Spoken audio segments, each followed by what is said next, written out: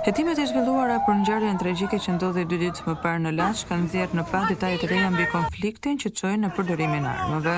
Sipas raportimeve, ngjarja ka përfshirë 2 grupe të rinj që kanë pasur një konflikt verbal për shkak të prekjes së pasqyrave të makinave. Në përpjekje për të sqaruar situatën, 2 grupet kanë vendosur të takohen pak më vonë në një rrugë të Laçit ku konflikti verbal është agravuar dhe ka kaluar në përdorimin e armëve. Pas ndalimit të makinave, Klevis Ndreca ka qelluar me armë në drejtim të grupit, ndërsa Daniel Gjeloshi është kundërpërgjigjur me armë zjarri. Ndreca ka qelluar me pistolet drejt 3 të rinjve të tjerë, duke i lënë ata të plagosur, ndërkohë që Gerald Bitri, njëri prej tyre, ka ndërruar jetë në spital më pas. Një tjetër person, Armaril Dondoi, ka mbetur i plagosur aksidentalisht gjatë përleshjes, po ashtu edhe një shitëse ambulante që ndodhi në zonën e ngjarjes.